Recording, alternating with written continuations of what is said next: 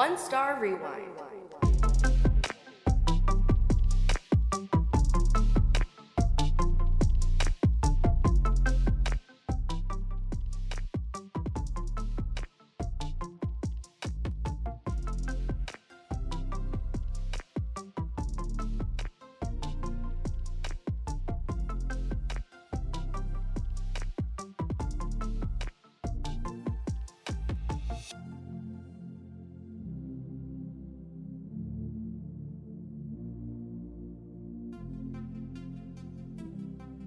All right, everybody. Welcome to One Star Rewind. I'm Cory, as always, and I'm here with David from Brotherwell Brewery here in Waco, Texas. David, why don't you kick us off? Tell us a little bit about you, how you got started in the brew game, and tell us a little bit about Brotherwell. Yeah, sure thing. Thanks for having me. Yeah. My name's David Stoneking. I am one of the two founders of Brotherwell Brewing here in Waco, Texas. Yeah. Jacob Martinka is the guy I opened the brewery with. We used to brew for fun with friends on the weekends. Yes. And then that turned into giving away beer. Mm-hmm. Giving away beer turned expensive. So it was like, all right, what do we do to get a license? How do we break even on this How do we make some money here? Yeah. So we were trying to break even on a hobby. Sure. A hobby that gave us a lot of free beer. So that was nice. Yeah. What were you doing job-wise during the hobby making time for the beer? Yeah, so I was doing video production. Okay. Yeah. Oh, I had very cool. a film degree from Baylor, and Nice. I was doing just local media advertisements, things like that. Cool. Once we got the price tag for the license, we started shopping for equipment. Everything scaled up quickly, and it was you are either a hobbyist or you make money off of it. There's no middle ground. Yeah. So we got to the point where we just committed to the full idea of the brewery, and we've been there ever since. We sold our first beer 3.5 years ago as of this taping. Oh, so wow. we're coming up on 4 years. In March of 2022 will be 4 years. Okay. Was starting Brotherwell in Waco was that a must, or did you look at doing another city, or was it just you were here so it was convenient, or what was kind of going through your head with that? We never once considered another city. This is just where we were living. Yep. Jacob and his family are here. I had been here for a long time, and we were trying to turn a hobby into something that was self-sustaining. And so we never even considered what if we move this to Dallas or Austin or something? Sure. So it's always been Waco focused. And at the time when we filed for our legal formation, whatever. Yeah. There was no brewery within a 70-mile radius of Waco. Sure. Yeah. Nothing. So to go from that at this point, we have 6 currently operating breweries within the city. Jeez. So that's pretty cool. That's cool, man. In 3.5 years, 4 years, I mean, to go from 0 to 6. Yeah. I mean, that's kind of nuts. Yeah, but, absolutely. I mean, you guys are you're just known. I think people enjoy the beer. The location is awesome. Just tourists, locals, the events you guys do. I mean, I've always been a huge fan of Brotherwell, and so. Well, thank you. So this is a good transition because trying to dig in to find a 1-star review, we had to break the rule with you, David. Uh-oh. And the rule, I mean, you don't really have a real 1-star, and so I don't want people to not listen to this episode, but that's how great. That's how great. I'm getting kicked off the show before we've even got into it. You get kicked off. You can walk off. But I'm gonna leave you a 1-star. Yeah, I know. No, don't do that. We don't want anyone to do that for you. But you do have a 2-star. We found one. All right. So it took a while, but we got there. So what we're gonna do? We're gonna rewind into the past. We're gonna read this review, and then we'll go from there. Are you ready? All right. So here is the rewind. Okay. This review has been left by Ronald, U.S. So clearly he's a big U.S. guy. It's in his review title. From Fort Worth, Texas. So I don't know. Is Fort Worth known for their beer? They've got a decent amount of breweries up there. Decent scene up there. Okay. So this person, Ronald, might, be a big beer person. We don't know. Has left a lot of reviews, actually. So Ronald really cares about the review game. The TripAdvisor review, I always like TripAdvisor because they give titles to them, which is always interesting. And the title was Nice Place, Not So Good Beers. So take that for that. But here we go. January 2020. Ronald said, friendly service at Brotherwell Brewery. I tried a flight of 4 beers and did not like any of them. Sweet beers are not my thing, and that's what they have here. If you enjoy IPAs, don't bother visiting here. That's the end. Ouch. Ouch. Jeez, Ronald. Okay. All right. So let's go line by line. I like when they serve it up to be mean. Like they're like, friendly service at Brotherwell Brewery. It's like the ultimate, like, however. Yeah. So it's like he starts it off nice. Yeah. And that's why it was a 2-star probably, right? Instead I guess. of a 1. Yeah. Okay. Had we been a little bit meaner, maybe we would have earned that full 1-star experience. That full 1-star. Do you like, so friendly service and service industry, you clearly don't want to hire like mean people, Sure. right? But when it goes into, when you start your brewery, are you thinking, okay, we need to hire like the certain type of person that can serve people really friendly, or is it all mostly about the beer, or is it try to be a combo of both? I mean, is this, when you see this, are you like, yeah, we're trying to hire really friendly people? Yeah, well, bartending at this level is still an entry-level job. So we are dealing with people who maybe this is their second or third job, or maybe this is their first job ever. Yeah. It is not a job that requires training or, previous skill sets, Sure. previous training, education. So when you're hiring, when we first started hiring, it took us a long time to let go of the baby, to let the babysitter come in. Yeah. And so we've gone from there to, we were trying to replace ourselves. We'd hire Sure. people like us because we want them to do what we do. Yeah. And then I got to a point where I was trying to hire someone so different from me because what we need is, you never know who's going to walk in that door and Sure. what their attitude is going to be, or Yeah. what their likes are, dislikes are. And so if we have the most diverse staff that we can, Yeah. chances are they'll find someone that they engage with. Sure. Sure. There's a lot of people. There are some people who come in, and I think personally, I don't really want to have a 30-minute conversation with you. Yeah. But if I have a bartender next to me, they may Sure. jump into a 30-minute conversation just because they like it. Just because they're going to talk, and that's what they enjoy doing. So that's the whole preamble of service is hard. Yes. Finding people who are good to everyone all the time is difficult. It is difficult, for sure. For sure. Well, it started off well here. So you got the A+ there. Friendly service. As far as a 2-star, yeah. Yeah, as far as the 2-star goes. I mean, any 2-star review that begins in the title with the words "nice place." Yeah. I was like, all right. Nice place. Not so good beers. So now let's dive into the next line, which is here we go. So I tried a flight of 4 beers, and for all of our non-beer drinkers out there, a flight is basically you get some samples, right? Different beers, assuming these are all 4 different types. And they didn't like any of them. They said a flight of 4 beers and did not like any of them. Why?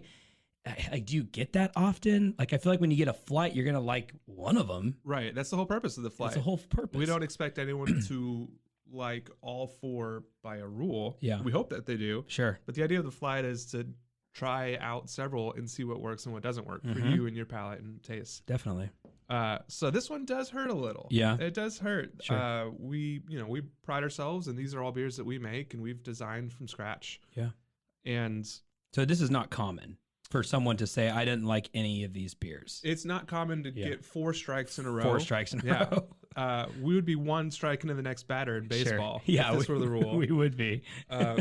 We do often get people. So whenever people return the flight board, I often ask, what was the favorite and what was the loser of the bunch? Okay. Just to, normally it's a style thing. Yeah. You know, if you're a hamburger guy and you get a plate and there's a salad on it, you might not want the salad. Sure. Because you're a hamburger guy. Exactly. I want the meat. Most people are a little bit of both. Okay. And so when we do a flight, we anticipate that there's going to be 1 or 2 styles that they just don't like or doesn't appeal to them. Yeah. So it's in that way we're kind of comfortable with a little bit of failure. Sure. There. Well, and that's totally, because you're not going to appeal to all the tastes, but to like kind of swing 0 for 4, and I feel like 0 for 4, that's harsh. 0 for 4, and I think they really wanted people to know that that they tried them. So we'll go to the next thing. Now I think, and this may be a style thing, and talk on this. So sweet beers are not my thing, and that's what they have here. So assuming all these beers were sweet, now educate me on this, David. I wouldn't know, like, oh, this beer's sweet, this one's not sweet. I mean, I know what sweet things taste like, but kind of talk to me about that. Like, why do they emphasize the sweet, and is that the style you guys brew in, or is that not even accurate? Yeah, this one's interesting to me. Sweet beers is not how I would define our beers. Yeah. As a style, at least. with beer, we deal with different types of sweetness. You have a few that are that would have what you traditionally think of as like a candy or a white sugar sweetness. Sure. But because this is a malt product, mostly what we describe it as malty. Okay. And it's a different, weirder way to say sweet. Sure. And so when I describe it as bread sweetness. Okay. Most people don't think of bread as sweet. Sure. Until they have a different type of bread or in comparison with other foods, and they realize, oh, there actually is a lot of sweetness in bread. Yeah. So a bready beer, a malty beer, some people would describe that as a sweet beer. Okay. We don't do the flavored beers. Okay. We have one beer that we mix with lemonade.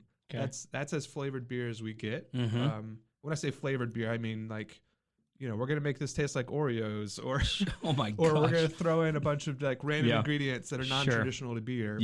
We pretty well stick to traditional beer styles. Would you say so? Where you brought me an Act of Faith, which is like my favorite Brotherwell beer. Is this sweet? This isn't sweet, is it? What we're drinking here? I would not describe it as sweet. Okay, I don't think it is either. I would describe it more as floral and spice. Oh, okay. Like a clove spice. Sure. Not like a heat spice not that heat Texans spice. are used to. Yeah.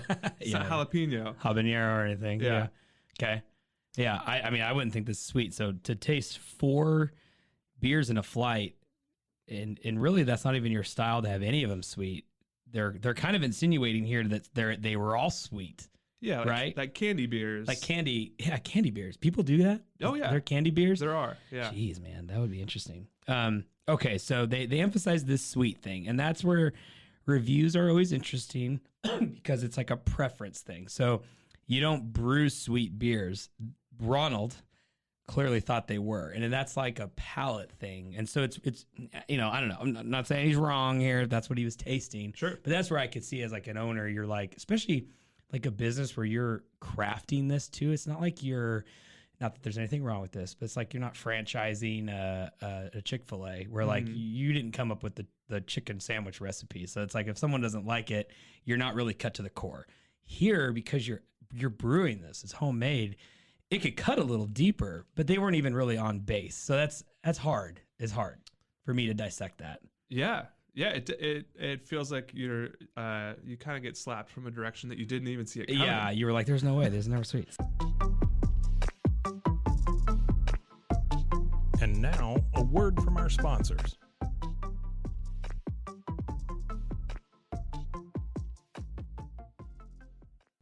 Okay, and then the final line is, Ronald says, if you enjoy IPAs, don't bother visiting here.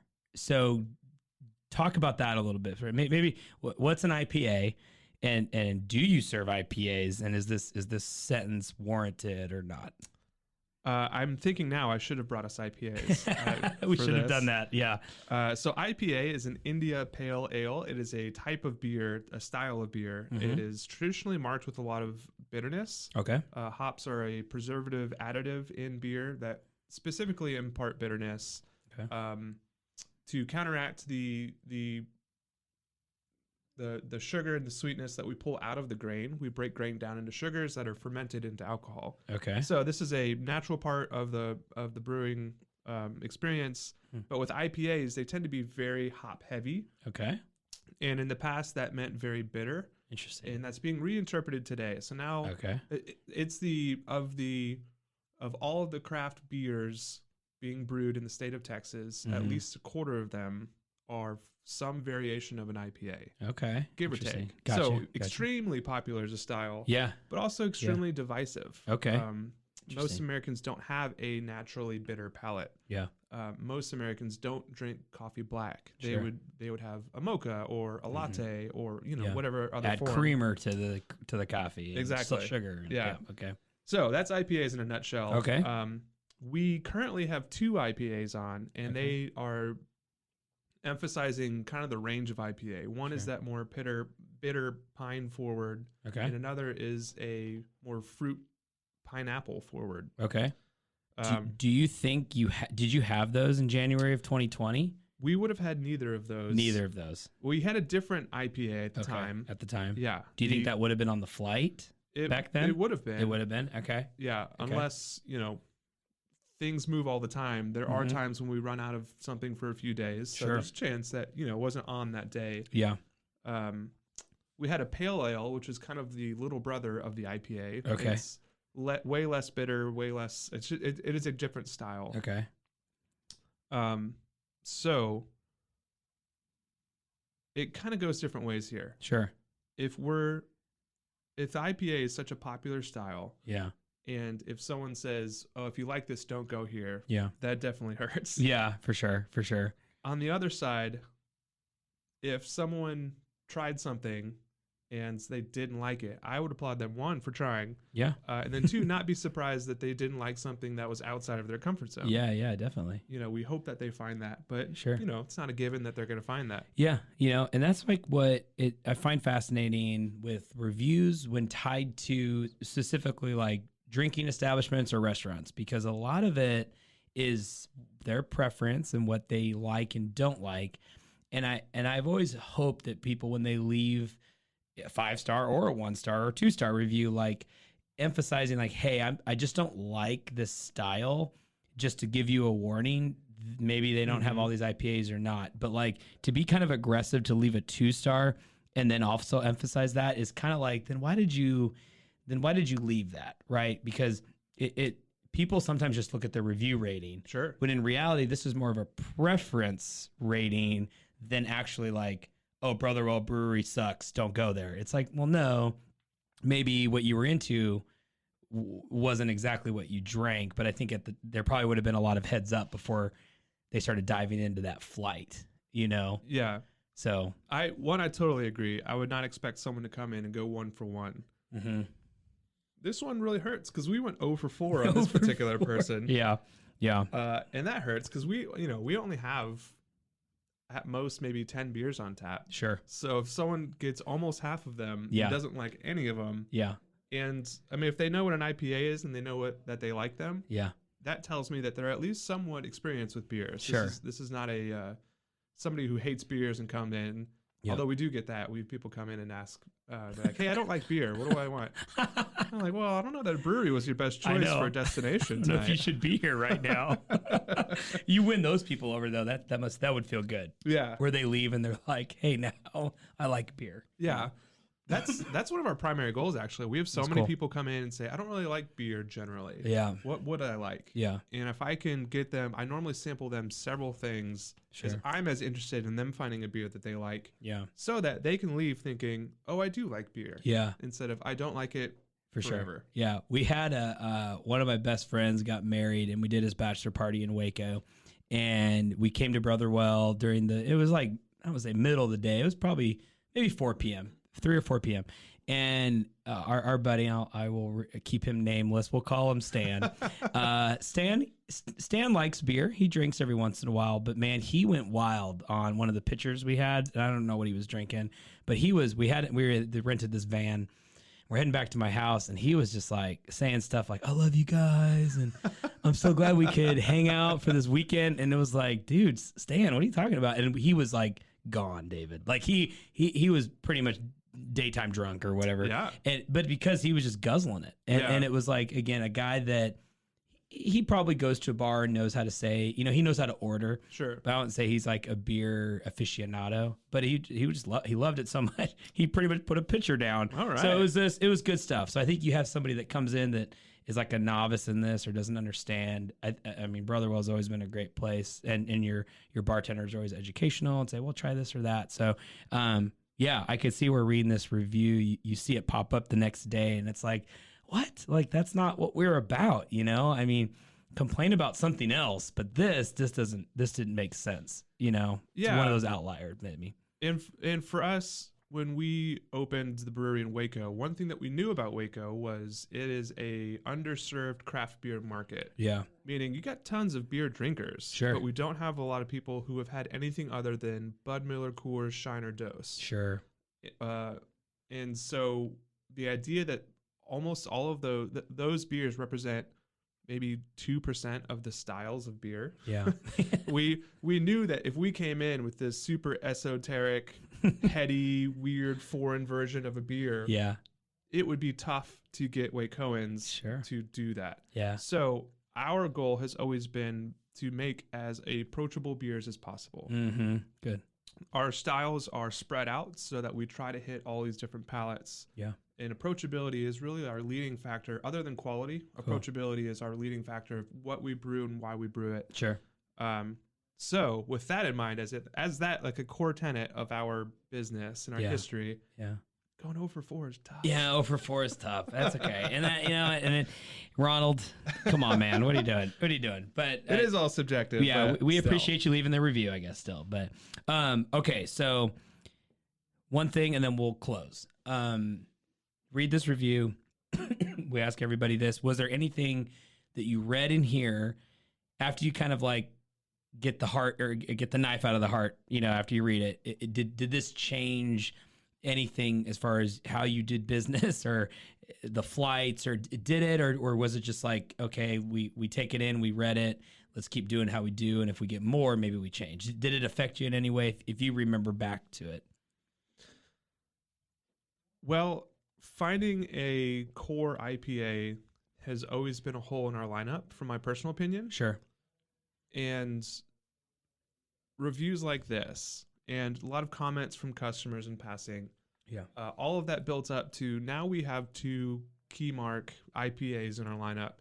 And it took us a long time to get here. We had a lot of near misses. We had some variations of IPAs that people cared more or less for. Sure.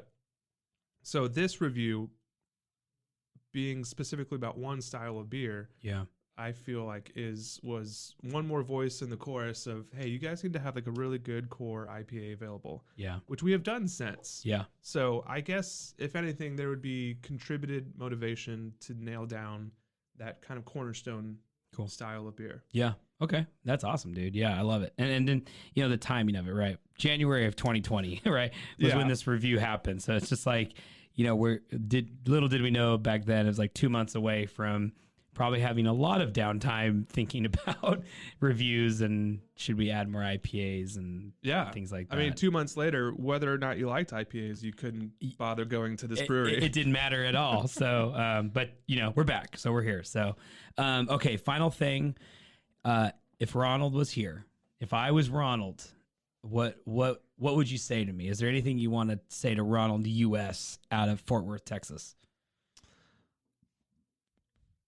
What would I say? Ronald U.S. of Fort Worth, Texas. Yes.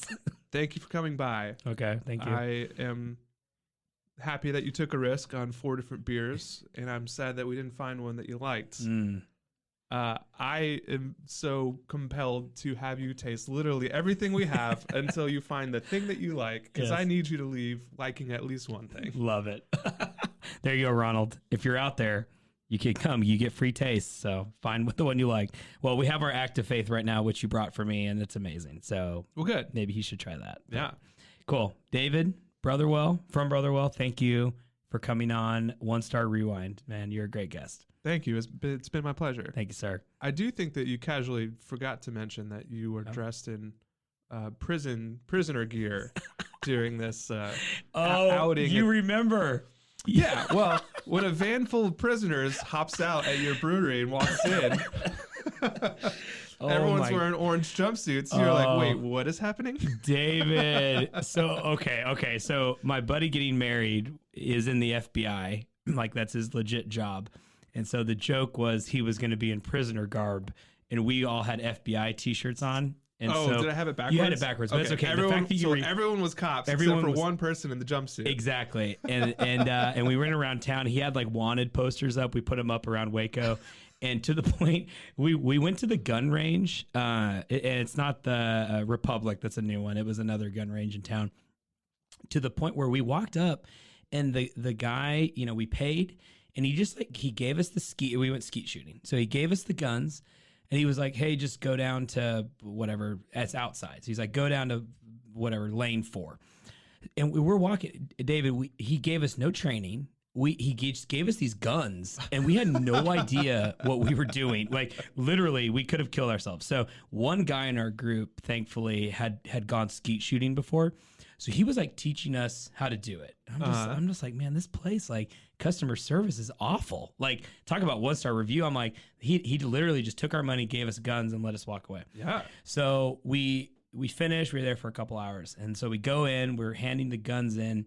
And I brought it up. I was just like, interesting business model. You know, I said, hey man, like, do you not teach people how to shoot? We didn't know what we were doing. And he was like, well, aren't you all in the FBI? Like, I saw the shirts. And I was like, well, it's a joke. And he was like, oh, I thought you guys were here for FBI training. I was like, no. He totally assumed we were actual FBI agents. And he just gave us guns. That's a well-made costume. It is a well-made costume. Also terrifying that if you put 3 letters on your that's all you need. Coat, people will just give you guns. Yeah, go to Amazon. It's like a $9 shirt. That's all you need. You just get free guns.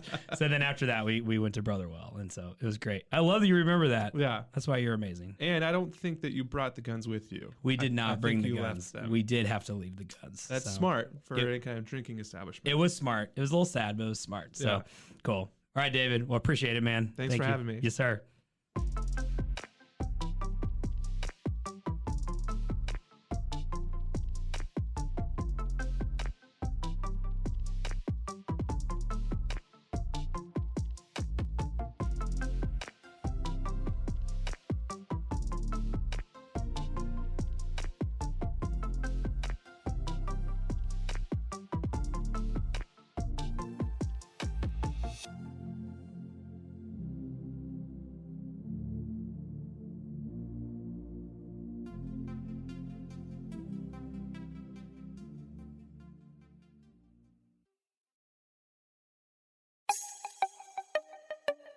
This has been a Rogue Media podcast.